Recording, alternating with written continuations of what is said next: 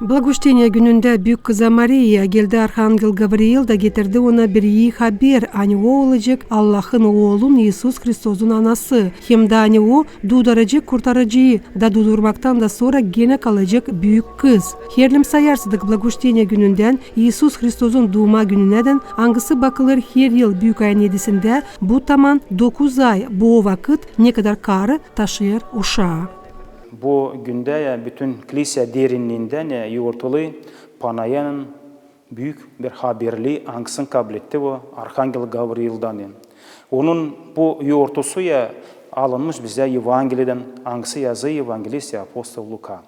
Güzel lafla şikidi bize söylemeyen Arhangel Gabriel'in sözü yetişti Panaya'nın kulaklarına. Sevin bereketli. Sen varsın iyi sözlü karalan arasında. Bu laflarla hangisi haberli kendisi Panaya'ya Arhangel Gabriel o korkudu bir taraftan Panaya'ya nerede o ürker bu laflardan zemobar yüksek lafla biz bilirsen Panaya'ya kendisi vardı kızı o istedi ange bütün yaşamak olsun kızı da onun için o söyler ne olacak bende bu açan ben koca bilmerim biz hesap alırız bu lafları ange işidili hepsimize derinimizden ayozduh seni üzerine inecek hem cümleden yüksek olanın kuvveti sana gölge olacak. Bu sebepten senden doğacak ayoz Allah'ın oğlu denilecektir.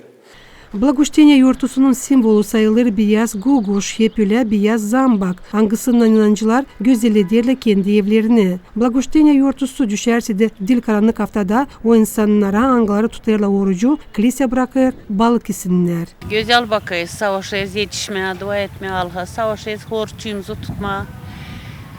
Allah'a dua ederiz olsun mir, hepsici olsun güzel seviniriz, havalar isle açıldı. Dua ederiz uşaklara da hepsi dağınıkta. Hani olsun güzel hepsici. Savaşırız gelmekte. Şimdi geldik zorumuzda biri. Bize uğrayamadık ama istemedim buradan geçmekte. Geldim yazdırdım.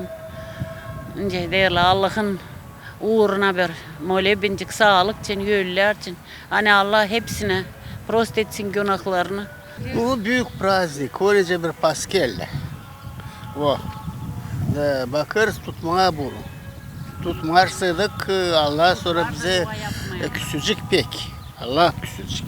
Geldik de büyük komada, geldik kilise büyük yortu. Büyüm dinleneceğim, hiçbir şey yapmayacağım. Благовещение gününde olmaz hiçbir şey yapma. Yortu pek büyük, önemli hem de hatalı. Bugün kuş ivada yapmır, kız da pelik yürümür. Var çok yaşamak yerleri hem de manastırlar anglarına verildi bu yortunun adı. Ben size hepsinizi kutlarım bu ayoz yortu olan. Kendisi sahibi Panaya'nın adından yollasın bize hepimize sağlık, kuvvet, yardımlık, bereket, kısmet olsun dünyada anlaşmak hem de olsun kurtuluş bir cana. Полина Барбова, Влад Табачук, Мария Казако, ГРТ, Haberler.